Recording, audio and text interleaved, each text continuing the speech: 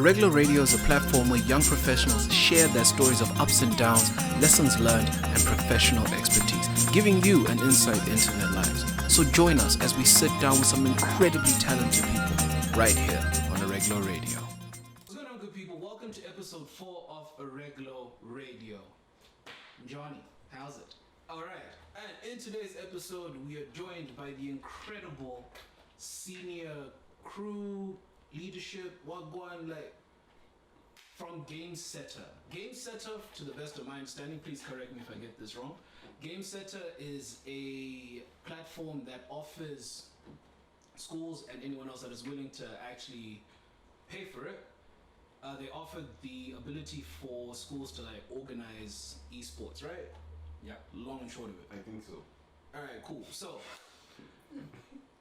introduce yourselves. My name is Tawanda. I'm one of the leaders and co-founder and CEO of Gameseta Esports. Anything else you want to put in? No, I think Your background? we'll get to that as we Sounds good. get through the conversation. Yeah. Okay. My name is Venus, and I'm also the CMO and director of Gameseta. Yeah. And I'm Rana, co-founder of Gameseta, and also the technical mind behind it. So you're the Like, brains behind it. No, I mean, yeah, kind of like technical, but all the other shit. Alright, so clearly I'm not fully appraised on what exactly Gameseta is. So what is Gameseta? That's a good question. I ask myself that every day. Sounds like having a little bit of a philosophical conundrum.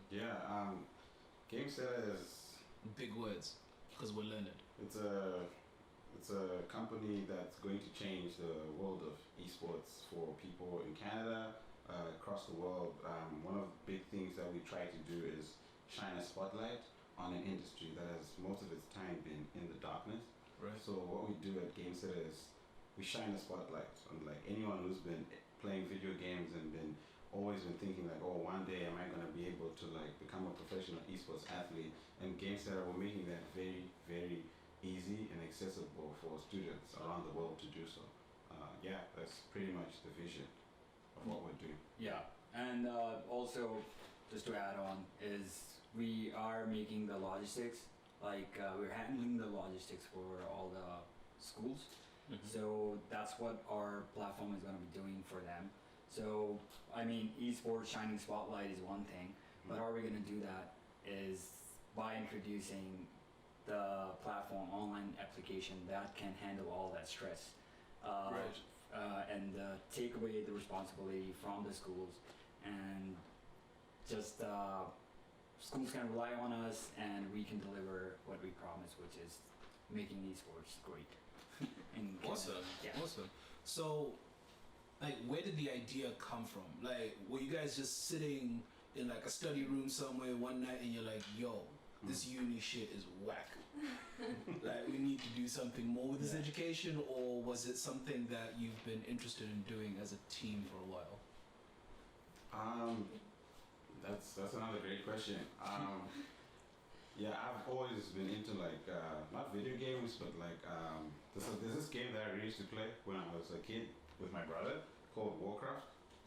Warcraft is it's like a mythological like game with like creatures and like humans, right? So I used to spend a lot of time playing that game. So another game I used to play a lot was like FIFA. I also used to play games like Call of Duty a lot. Right. But like when I worked at the Simon Fraser Student Society at SFU, I was in charge of like managing all the student clubs at SFU. So I saw the real importance of and the role that clubs and societies play in getting like regular students involved. So thinking about esports, it was like we already know that there's a large demographic of most of the people that play esports are STEM students. STEM students is science, technology, and mathematics. Students who are into like those type of things. They don't really traditionally get involved in traditional sports. So for us, it was like, okay, how can we find a way to get those students to have the same experiences that other students don't have? After we thought about that, we also looked at the fact that when you're playing video games, it's not it's mostly like implicit strategy as opposed to explicit strategy, which is like Okay. in my mind it's like when I'm playing games like FIFA and Call of Duty and all these things, there were days like even Grand Theft Auto where I'll be in the car with my parents and I'm already thinking, and I know most of you who are watching this or like here today, it's like you're always thinking about that strategy. How am I gonna get through this mission? So that's how am I gonna figure out this strategy? So like with that, what you're seeing is there's a part of the frontal side of the brain, the prefrontal cortex, is responsible for building. Like, Jesus Christ! Come on. it's responsible for building like strategy and triggering those thoughts in like children. So by doing that, children don't know that they're actually like developing in terms of like strategy. Yes. So for us with gaming, that's what we're doing. So when we tell that to parents, we tell that to schools. We don't just say we want you to play video games. We tell that to parents that like Like esports. it's a whole sales pitch. Yes, it's a way for your child to actually like get involved in like implicit thoughts and like implicit like development, because that's what parents are they care about. And it's a great career. Yeah. It's a great career choice. Interesting. Yeah. I mean, very true, because I mean, even if you look at the esports landscape in the last 5 to 10 years, it has grown by leaps and bounds. Exactly. I mean, like I was actually looking at a few stories just to prep for this, and there's a story that came out that Post Malone apparently just bought a stake in the biggest esports team in Texas. Face Clan, I think. I don't know. Actually, Offset is a member of FaZe Clan, and apparently Ben Simmons is now the majority shareholder in FaZe Clan, apparently. But now you've got people like Drake, Offset, Post Malone now getting involved, so like clearly it's a growing market. So now my question then becomes like, how do you communicate that to parents without scaring them? Because potentially what might happen is that you might have a situation where you got like your traditional like NFL hopeful parents that push their kids into like football or basketball or whatever. Like you might have parents that do the same thing but with esports, because now they see that it's an emerging market and there's significant capital. Like how do you communicate to parents and make sure that they don't get too scared by it? Because it's pretty daunting, because again, this landscape has changed significantly very, very quickly. So how does that work? Like, how do you talk to parents about it? I mean, first thing is you go and you find the best marketing person in the world, in the game, who can like figure out Yeah. how to solve that problem. Exactly. And that's what we did when we found Venus. So yeah, maybe Venus can answer that question. Sure. I guess for the parents, as you mentioned, they're concerned Yeah. that their kids like spending so much time like playing games. So it's just a matter of like telling them the key benefits of like how when they compete in a team for tournaments, how they can gain some skills. For example, like when you're playing as a team, like you learn how to communicate. Someone needs to take a leadership. You develop some analytics skills, so problem solving. There's skills involved with playing in tournaments. So it's just a matter of like just delivering the key benefits of playing esports and tournaments.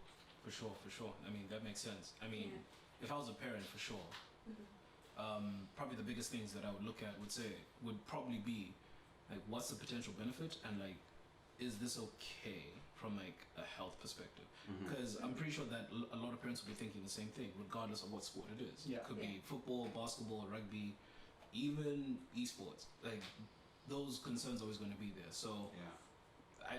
it makes sense that you try to say, okay, like from a messaging viewpoint, like, this is what we're trying to put out there. Yeah. Especially during the COVID times, I would say, right? Exactly. Like, Yeah. I mean, Because that's changed the game exactly. as well. So where are all the physical sports, right? I mean, now parents are. I mean, every parent would be wondering, like, how can my kid take part in sports?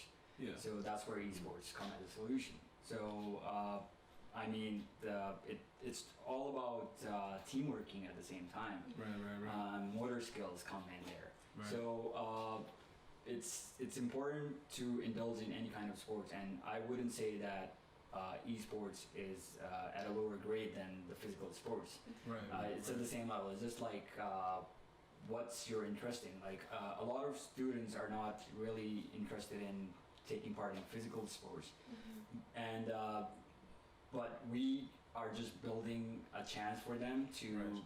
do something like still take part in sports, but just in esports, right? Okay. So I think there is a great potential for that. For sure. I mean, okay, like that totally makes sense. Yeah. So, what about parents that don't believe in esports? Like parents that just straight up say, it's just a weird hobby that my kid does. They spend hours in front of the TV with the controller in their hands, and they're not doing anything, and they are like hardline opposed to it. Like, how do you get through to those parents? Is it even possible to get through to those parents? Yeah, that's a fact that you have to deal with. We already know that 72% of all students that go to high schools play some sort of like video game, right? Right. So before you even get to the parents, they already know that their child is probably playing these sports. We've been talking about COVID-19. With COVID-19, we've begun to see the transformation of like the notion of like gaming away from like the negatives to mostly the positives. Right. So now it's a bit, timing is everything in entrepreneurship. It's like, is it the right time to start this company? It is.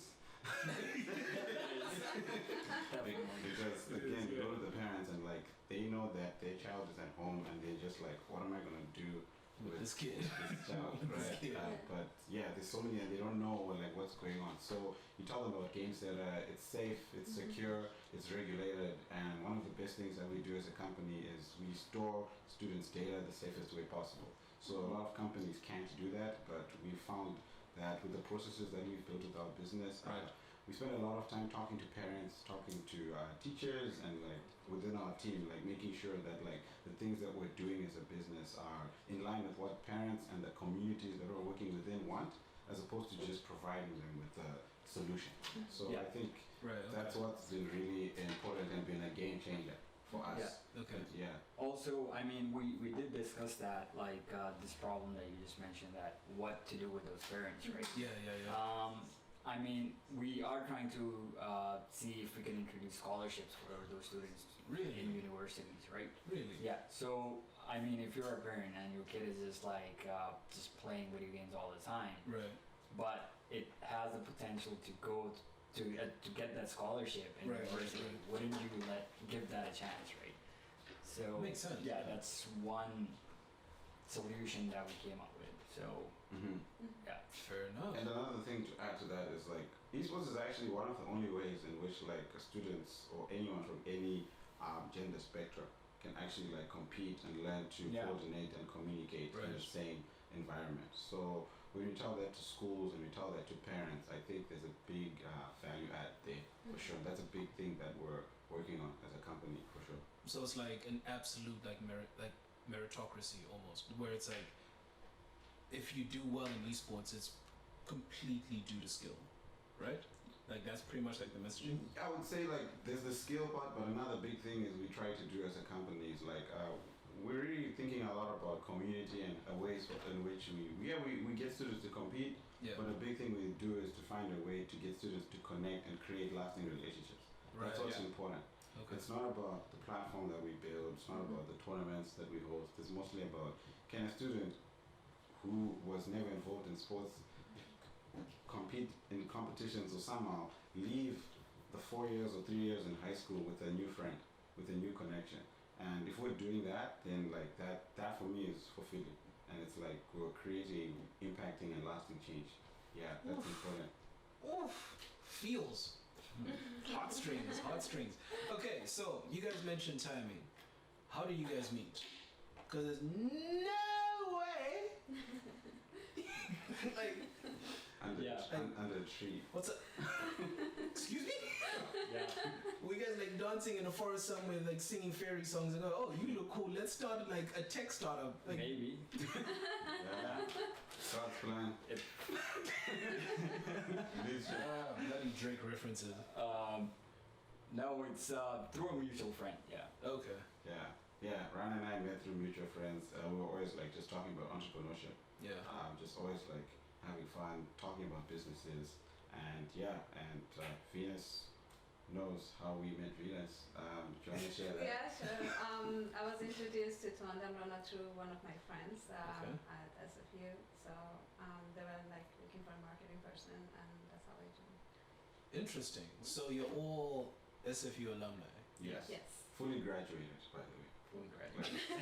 No one, half no graduated. one's a dropout yet. Yeah. But okay. So I'm curious, like, what are your individual stories? Like, are all of you like internationals, former internationals? Like, what are your stories? I'm an Curious. international student. Right. Yeah. I don't know. Like, I did my high school in Dallas, but I grew up in Saudi Arabia. Okay. So I would say that I was always into the technical, like all the engineering Right. stuff. And when I came to Canada, I started studying for mechatronics engineering. Right. Just graduated in that, and then always had a passion for creating own business in the whole AI or the technical work. Right. Did my past co-op with Vigilon, which is an AI company, Okay. AI in cameras.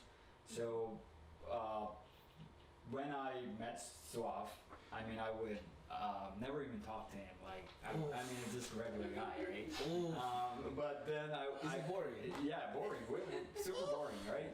Then I just started talking to him, and he's like, I'm like, okay, our minds are alike. Like, we're thinking about the same things. Like, But he's still boring. still boring. But building a business, and especially we were both interested in tech business. Right. So we just clicked. We started talking about different business. I think we started like 2 other startups that we just didn't came to terms, but this is one thing that we got really interested in.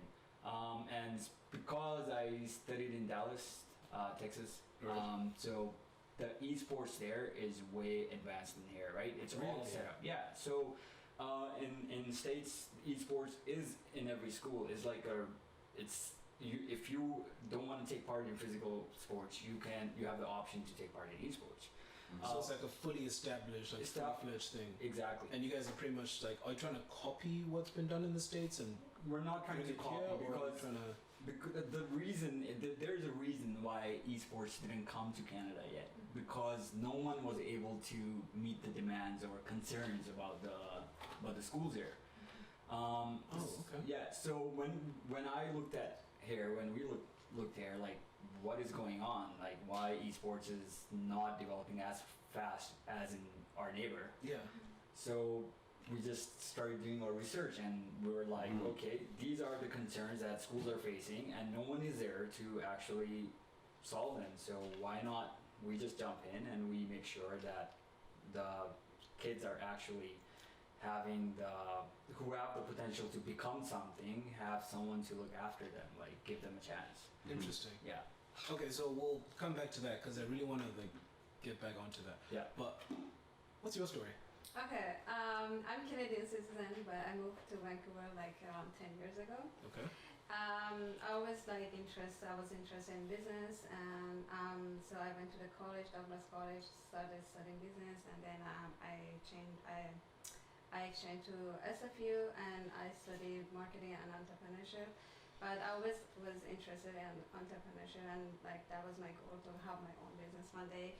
And when I met Tawanda and Rana, I didn't know much about esports, to be honest, because I don't play video games. And I remember the first day when I met Tawanda, he explained to me the market and industry, and I was kind of became more interested in this market. And I saw like there's a growth and potential here in Vancouver. So Interesting. I mean, awesome.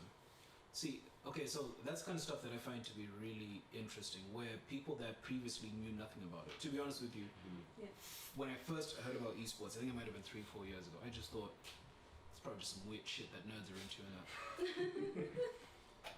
I'm just being honest. I'm like, it's probably some weird shit that's like super niche, like it's not going to grow into anything, it's just something that exists on the internet and is going to stay on the internet.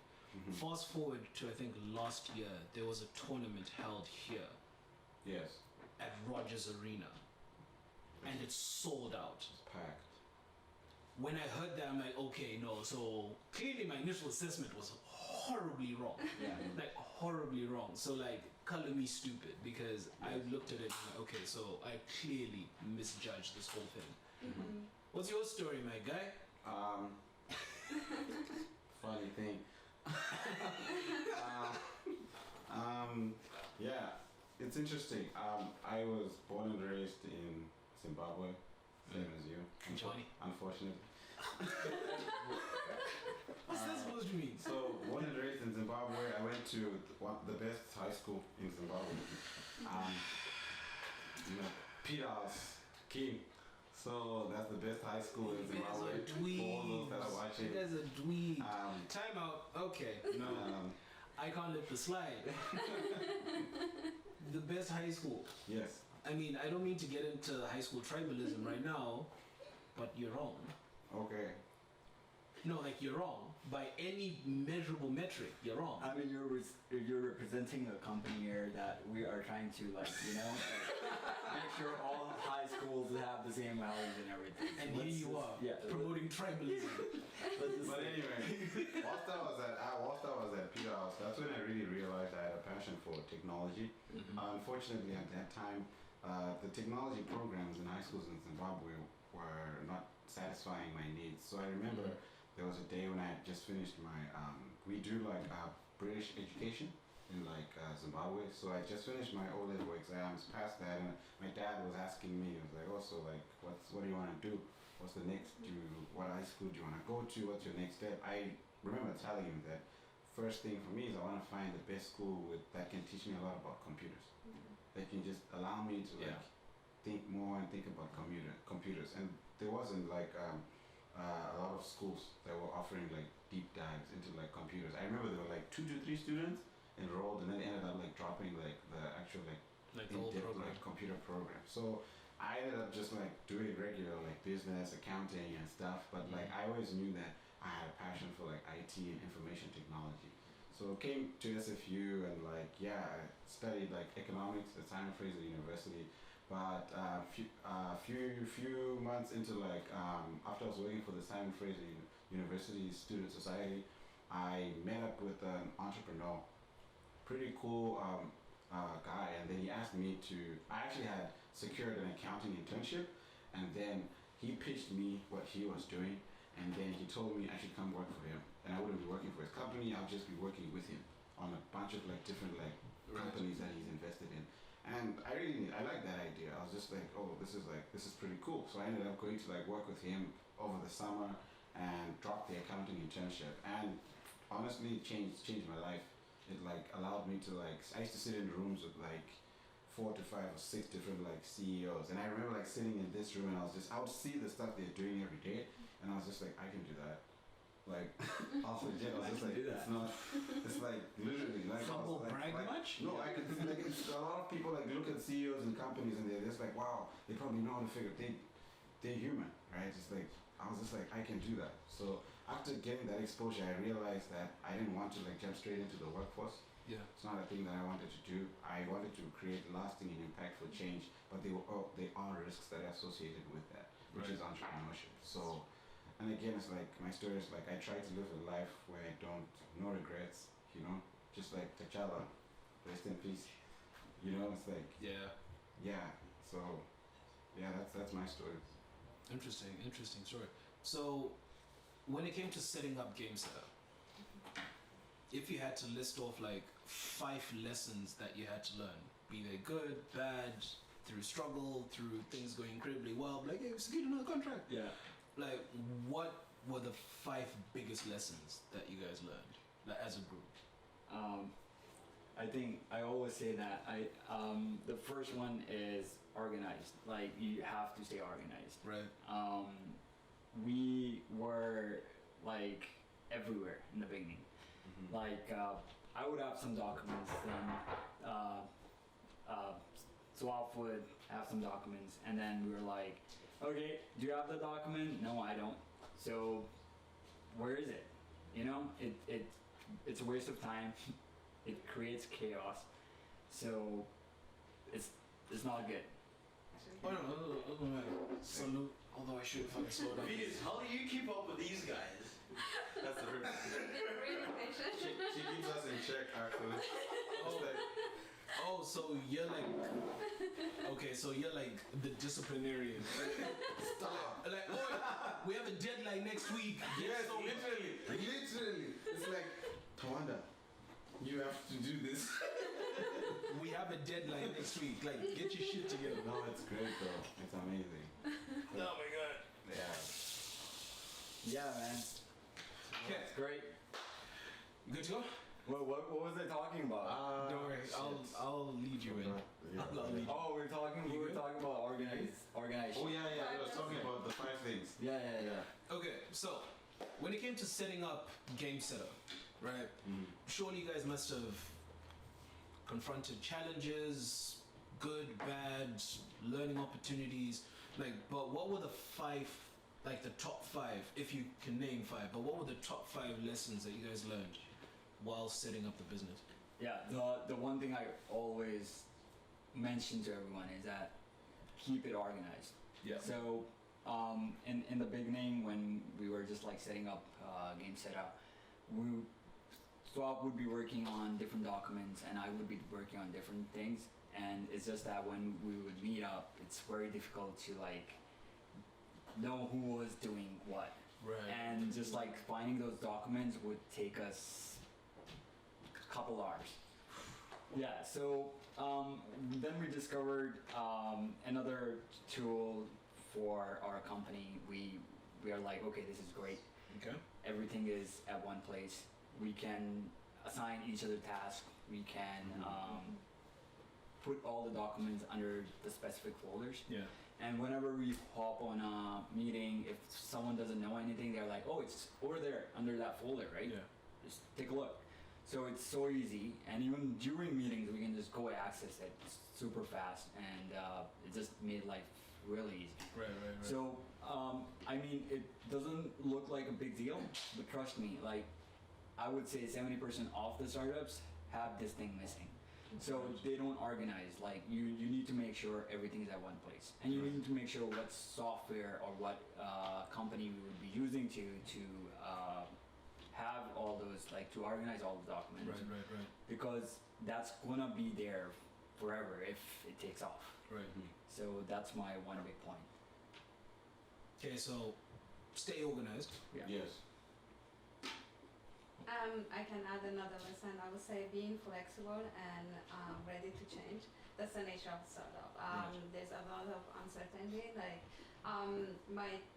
things might don't go like the way you planned it. So always be flexible and ready to pivot your initial idea or anything that changes down the road. Just accept the fact and don't panic. Like you may say like, oh, this is how we plan. So now what should we do? No, always find another solution and just ready to change and be flexible. Okay. But like, okay, so like just to piggyback off of that, with the whole being flexible thing, like, is it a challenge to stay flexible without being afraid of like losing progress you might have made, if that makes sense? Where it's like something changes in the market or in like your business structure, and then you have to like make the decision to pivot. Like, like how easy is it to be flexible in that situation? Well, I would say it depends to that circumstances, but sometimes it might not be too easy. It just you need to make sure like your whole team like it's actually ready to make that changes, Right. and just accept the fact that that happens to any market or industry. So Yeah. To answer that, it's all about readiness. Like in tech world, you cannot really be dependent on one strategy. yeah.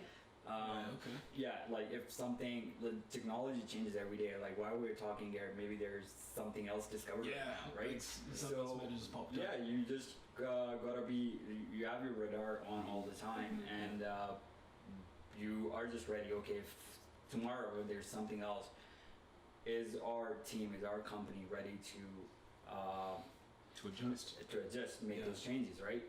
And we have done several changes. Like we have changed several roads I can't even remember anymore.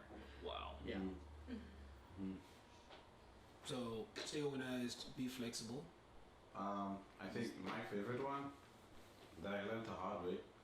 We both learned the hard way. It's very simple.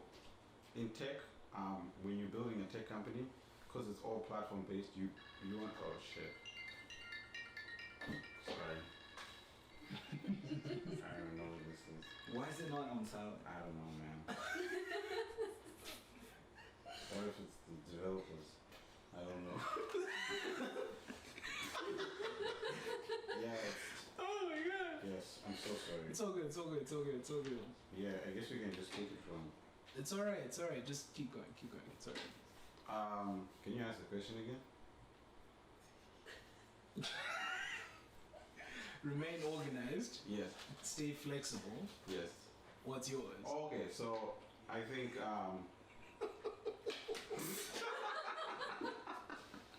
Oh my god! no, I got this.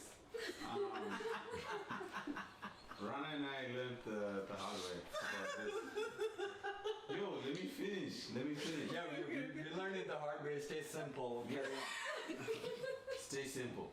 You gotta be simple, especially like in technology companies. So one thing Rana and I actually remember, like I used to like draw these pictures of the Gameseta platform. I remember. Like Rana saw it, like Yeah. in detail. Like oh man, this page. Then I realized that we need to make it so simple because already the idea of esports when you're pitching to people is already difficult to Complex. explain to someone who right. doesn't even understand. So we were just like, what's the one thing that we do?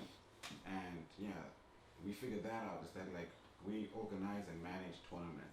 Yeah, we do all these other like things around this, creating all these things, but what's the when someone asks us what do you do, if you're in an elevator, they say what do you do? I organize and manage esports tournaments. If they like it, they like it. If they don't, they don't.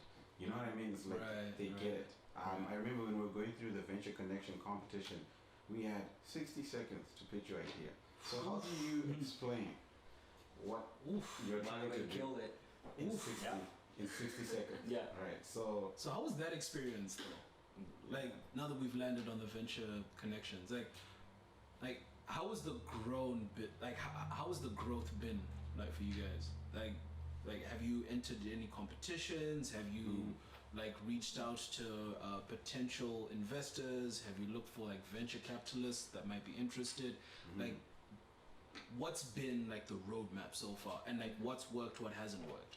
I'll let him answer that.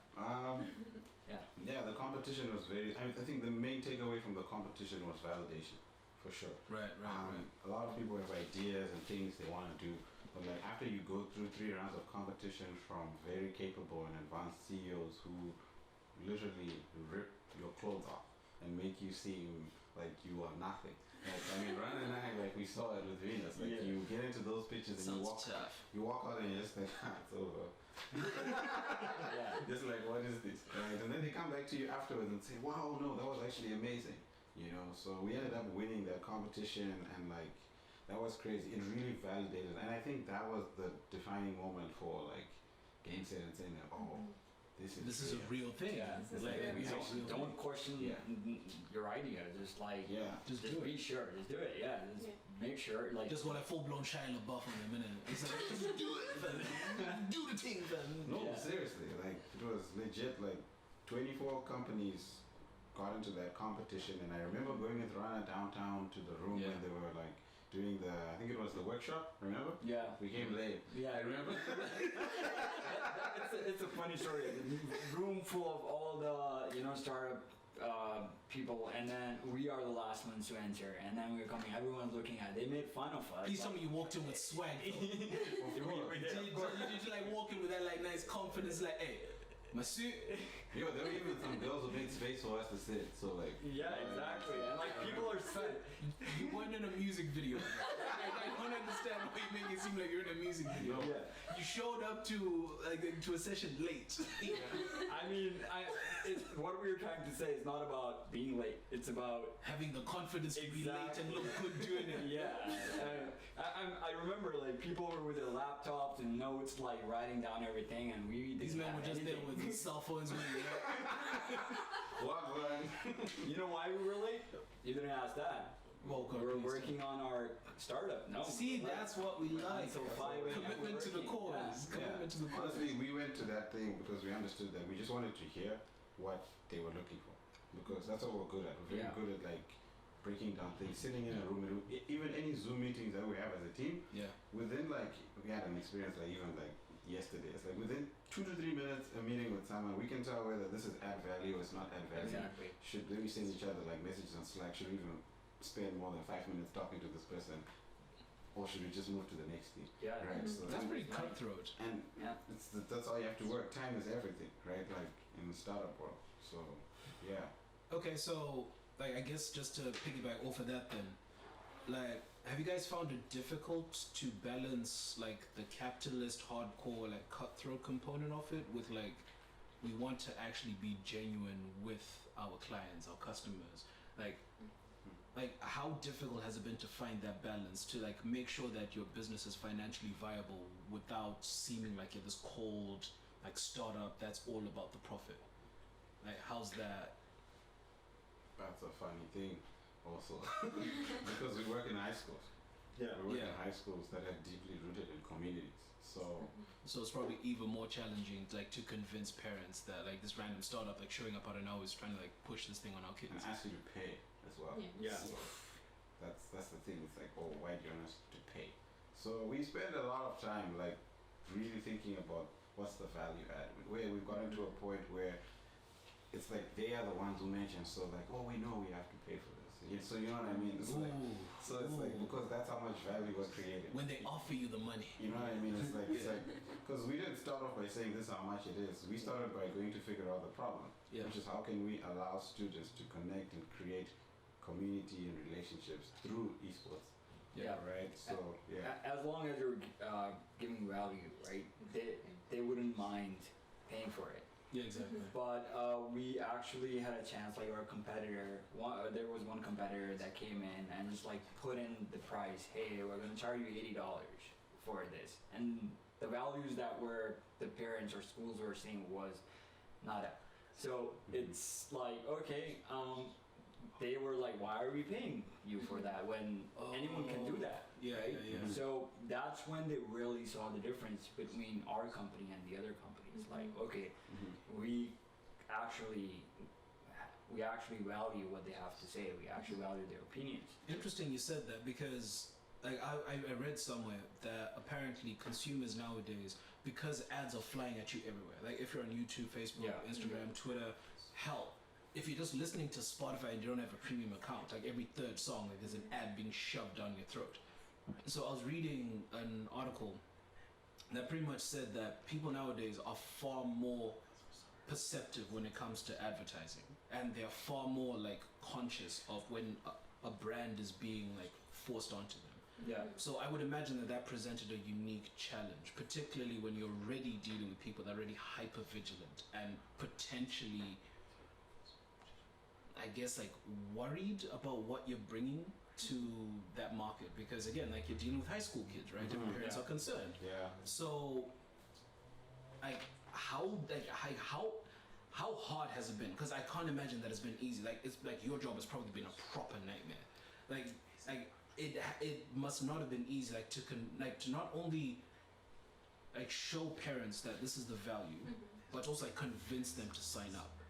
Like, how much of a challenge is that? Because I'm pretty sure that a lot of startups have that same issue where they have to try and convince potential customers like this is why you should trust us, like with your dollar.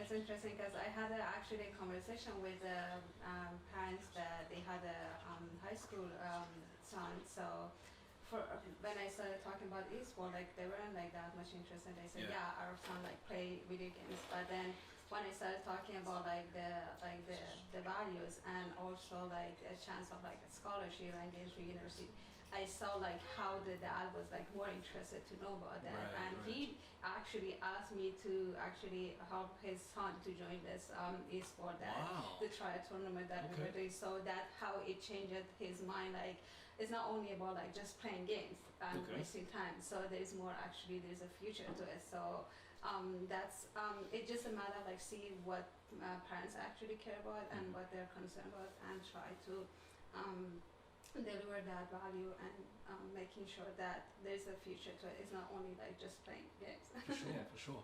The thing is, esports is in darkness, right? Right. And, Yeah. And That's the hard thing. bringing it out in the light, showing it what it is, it's not an easy task. And in order to, I think in the very beginning, that was our first major concern. How do we actually deliver the message? Yeah. So, I mean, we discussed, we started like writing blogs, sharing blogs on the benefits of esports. Right. And the thing is, like, a lot of people have like a perspective of things just because they read something somewhere or they see the community around it, like, okay, it's not bad. Like, if I don't know anything about esports and I'm meeting another parent and he's like, yeah, my son is always playing video games and it's just a waste of time, I'm just gonna believe that and ask my son not to play that. Right? Yeah. So it's our job to, that's where we come in. We're like, okay, you know what? Don't do that. Like, these are the benefits. So it's a difficult task, but we will do it. Like, we are seeing a change Okay. in the school district we're working with, and that's our goal is. Like, it's just coming up with the education for them, and once they have the exposure to it, Yeah. then they're all gonna agree on it. Interesting. Yeah. Very, very, very interesting. Okay, so this is my favorite part of our podcast. Yeah. I call it the curveball question. Because the thing is, I'm leaving. Thank you. because it can, We have meeting. Yeah. okay, so this one is interesting for several reasons, but more so because I just came up with it now. Don't judge me. I live my life on the edge. Okay, so the question is, you can either die at 40, but live like an adventure-packed, travel the world kind of a life, or you can die at 80 and nothing is guaranteed. Which would you pick? Die at 40, Yeah. but it's Okay. guaranteed adventure, fun, you don't have to worry about money, or die at 80 and nothing is guaranteed. I'll take the first one. You'll die at 40. I'll die at 40. Oof, why is that? I mean, life is all about living. Ooh. And I mean, why die at 80 when I don't really get to enjoy it, right? That's what life is about. See, but there's no guarantee. There's no guarantee. You might enjoy it, And you might not. like for all 80 years. That's the risk. That's the risk. I mean, okay, now I hear that. I would say, we've always been taking risk, and I would take the risk if there is no guarantee. I mean, yeah, we'll take the later. Yeah, because you never know. Like things could go like incredibly well. You could end up being the CEO of a Fortune 500 company, or you could die in absolute squalor. Okay, so the first one is like you're handed the silver spoon. You're not just handed the silver spoon. Yeah. You're given the silver spoon, given a silver bowl, And you're like, live. right? Yeah. Right? With fondue Yeah. and truffle. Right? That's what you give it. Okay, so the thing is, how I think about it is that you were given that, but then you didn't work for it. Yeah, it's just like Yeah, given okay. to you. Yeah. But the second option is like, hey, I'm given the opportunity to make it better. Like I can make it better, and that's where everything comes with a risk. Yeah. And if you're not taking risk, then why even live? So Fair. I would say that I would take the second option because I have the chance to change. I have a chance to make a change, and that's what I really care about. Like there's nothing in the world that you can achieve if you're not working hard for it. Everything comes with a hard work, Fair. and that in the first scenario, that ball and fondue and everything was given to you by someone who worked hard. Like it came from somewhere. Yeah, it came from somewhere. Yeah, But how did it come there, right? Yeah, fair. Don't you want to be that person? Don't you want to create the value? That's fair. So that's how I see it. I would say for me, definitely the second one. Die at 80? Yes. No guarantees. No guarantees. But what if it Yeah. goes horribly wrong? that's fine. No, That's fine. like horribly wrong. Like what? What's What's wrong? What does wrong even mean? Yeah. Like, I don't know, you start a business, you sink 50% of your savings into it, I still have and it 50%. fails, and it fails within 2 years, and you've taken out significant loans, and then you have to like work for another 5 to 10 years on a dead-end job trying to pay off. I still have a chance, Yeah. right? I still have a chance. Fair? You still have a chance. Fair. You're not dead. As long as you're alive, you have a chance. Yeah. That's fair. As long as you're breathing, Yeah. You as guys are long as such you're thinking. optimists, man. Yeah. I feel weird because, quite frankly, like, as I've gotten older, I genuinely feel like I've become more of a nihilist at heart. Like, I'm just like, well, there's no point in any of this. Like, there's no point in being a good human being. You see, like when you're struggling, when you're like trying to achieve something, there comes a lot of times, like even in our lives, we see there are some points when you're like, you know what, it's not gonna work. Yeah. But then that's where I call it Gameseta family. That's where family comes. Like if someone is going down, like you're like, no, it's gonna work, man. Trust me. Like it's gonna work. You just take some rest and put some hard work later, right? Yeah. So just don't give up on hope. Like if you make up your mind, you can do something. Yeah. Just do it. That's fair. And just to like add to like, it might like change what we're talking about a bit, but like I think there's a lot of like in the startup world, there's a lot of this notion about like hustle. Yeah. You see someone else, if you're chilling, You're not working. You're not working. Yeah. I don't like agree with that. Like I check in on the team, they check in on me to be like, how are you? Do you wanna go for a hike? Do you wanna hang out? It's okay to chill and not do anything. Yeah. Because we just know we're good at what we do, and when we show up, we show up. You show up and show out. Yeah.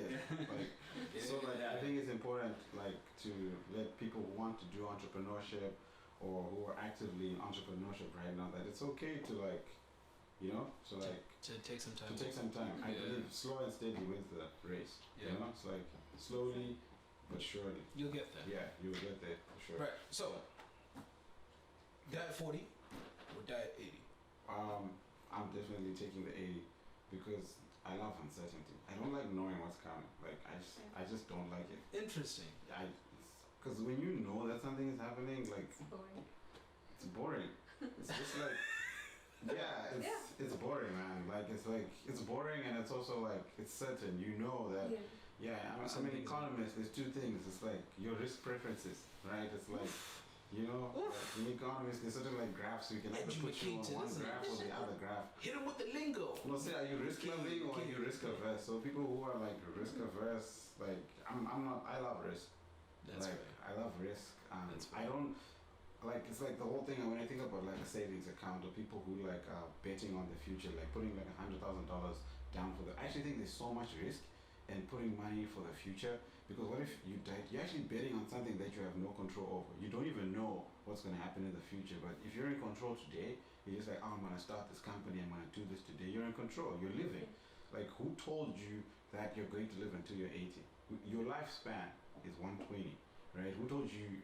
Look at like this T'Challa who just passed away. He passed away at 43 years old, but he lived his life. Yeah, Chadwick Boseman. Yeah. Right. So Like. yeah. He filmed more than 4 to 5 movies Yeah. after he had been diagnosed with like stage 3 cancer. Yeah. Like, What's more interesting is to like figure out what drove him to like shoot all those and do all those things with such a short time. Legacy. Right? legacy, the love of the craft. It could have been anything, but he did it, and he said like, and he clearly had a good time doing it. Like if you watch any interview that he did during that period, like he was all like, I love the movie, like I love the idea, and maybe that's why he enjoyed it so much, because he knew that this was like that the cancer was with him, and he was like, if I'm gonna go out, I'm gonna go out doing what I love. Yeah. That could be it. Exactly. All right, so before we round off, 2 questions, yeah? Are there any entrepreneurial life hacks, like things that you guys do in your daily lives, like a routine thing, like waking up, like meditating, getting it done? Yeah. Like what like daily routines do you guys do that would like help anyone that's trying to like get a startup going? For me, one big thing is that whenever I go out, I'm very like vigilant about my surroundings, and I'm like, okay, if someone is doing something, and if someone has a problem, there's always a solution to it. So that's where you come in as an entrepreneur, right? How can I make this problem solved and like get some idea, right? And so there are so many, there are millions of ideas out there. You just gotta look carefully and find a solution in your brain and just like go with it. Awesome. That's one thinking that I always go out, leave my home with. So always be ready at any time. You never know, like maybe in the next meeting you come up with another idea. Maybe I'm sitting there and I'm like, okay, that doesn't seem right. Maybe Maybe we should. right? Yeah. So it always works like that. And the other thing is like, don't be frustrated. Like some things would work, some things wouldn't. Yeah. That's where you keep learning. That's what entrepreneur is. Like you're a person with different skills. Yeah. So and you don't just come up with these skills. You weren't born with it. You it takes time to build them, right? You're a businessman. You're a developer. You are like a lawyer. You're everything. Yeah. So just take some time. Like give it some time. Build those skills, and you're gonna be all right. Awesome. Yeah. For me, I would say always be ready to learn, keen to learn, like from others, like from my best part of conversation with others, like when it comes to business, like always like ask them if they're doing their own business, we like how do you run, like we always talk, and there's some things I will learn from them, there's something I will share and they learn from me, so it's always like having that conversation and just share your ideas and how you're doing, and there's always chance to learn from others too. Okay. Yeah, I think for me, I have two. The first one, just quick, is like there's no rules to the game. I think when you go to school, Okay. you get put in a box and then they tell you, like, for example, like the best example is like figuring out how to like figure out like law documents and stuff, and like it's like you always get told like, oh, this has to be like this, or this has to be figured out like this, or you have to like create a marketing plan, or you have to create a business plan. There's no rules. You are the boss. You are the CTO, the CFO, or everyone around you is like advising you, and their job is to help you succeed. So there's no rules in everything that you're doing. I feel like we create a lot of like excuses to be like, oh, I have to do this, to just do this. Just like Nike, just do it. Just go. Just go to the door of whoever you need to have a meeting with and tell them, oh, this is what I'm trying to do, this is what I'm trying to get done. And then you do it. As opposed to like creating all these things like, oh, I need to do this, or I need to get this equipment solved, I need to get this license from the government. Yeah. When you start a business, your company is worth like $5. So like, like seriously, like that's the truth, right? It's like, so like just go and just do it. The other main one I think that's really key and is a hack is like leveraging every single person and every opportunity that you have and people that are around you. So one thing I always do is every time I'm out, I always like meeting with different people. The one reason why Gameseta, I believe, has been able to like grow really, really fast and like achieve a lot of things is because when we want to like get something done and we don't know how to do it, we just pick up the phone. And we don't try to like spend 2 to 3 hours doing it, and then we just like, oh, who do you think is the expert in this field who can help us, right? So that's why part of my job is to always build connections. If you know me and you hang around me, you know that I'm always like, as soon as I meet someone who's interesting, I'm just like, yo, what's up? What do you do? Can you say that any creepier? Just any creepier. And I connect. I'm just like, what do you do? Then I think like if it's maybe it's not even anything to do with Gameseta, but you've met someone new. There's 7 billion people out here. Like we're this small, so like. I think Someone out there definitely knows something that you can find useful. definitely. It's been surprising actually. Like we would contact someone for something else, and all of a sudden they are expert in esports or something, for example, right? Like it's just you never know. Like just keep meeting people, and eventually like you will meet the right people. Also, don't watch 1 hour Netflix episodes and put that work into something else. Rana has something against Netflix and people with Netflix subscriptions. Unless you're watching like business documentaries or Maybe something. that's okay.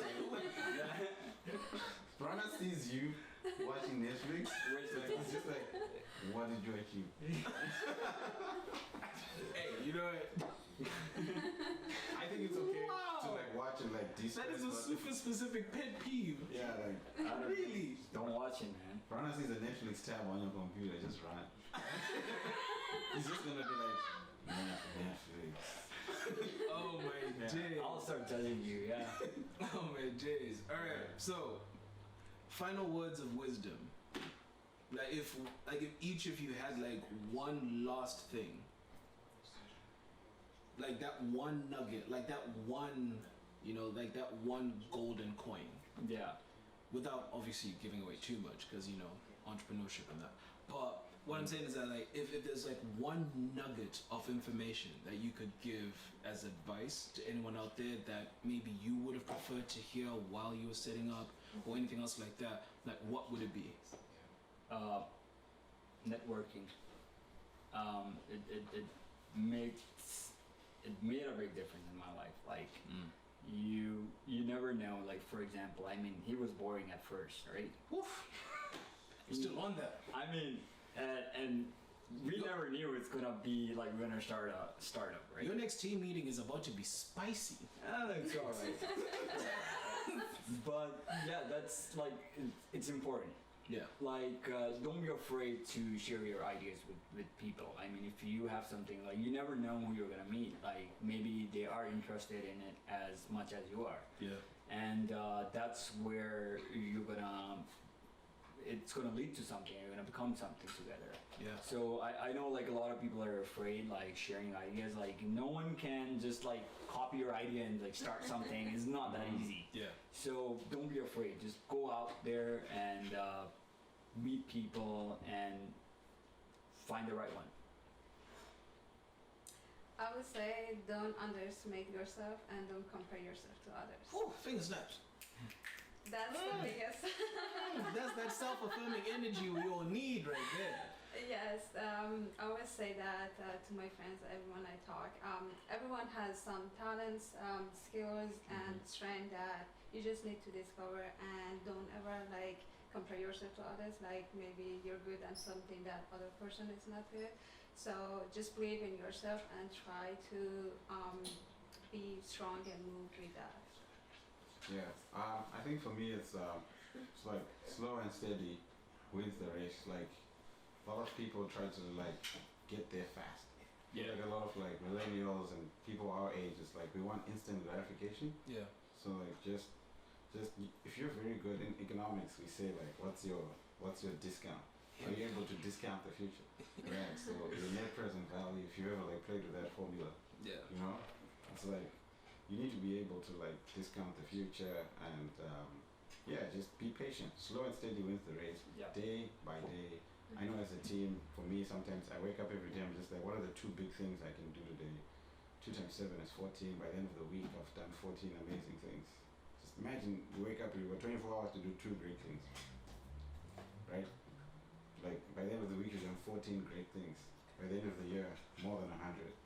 So if you do that, That's fair. as opposed to stressing yourself out, it's like, oh, I have to finish all these 100 documents today. Then at the end of the day, I just like haven't done anything. Yeah. That's You know?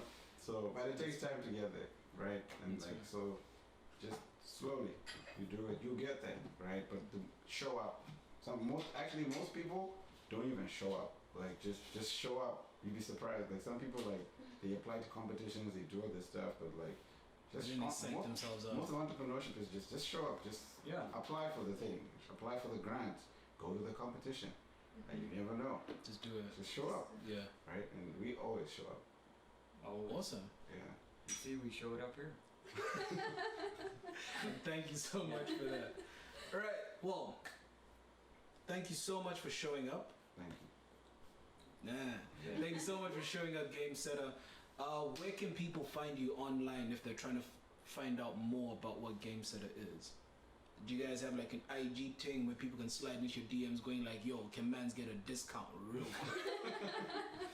I'll let her answer that. Yeah.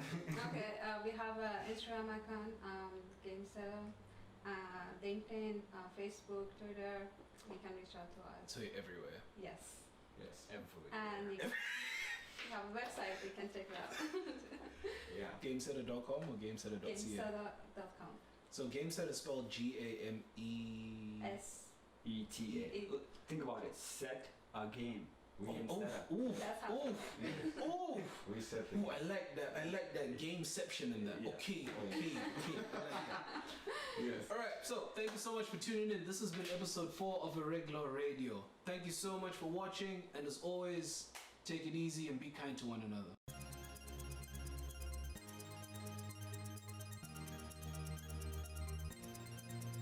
Arreglo Radio is a platform where young professionals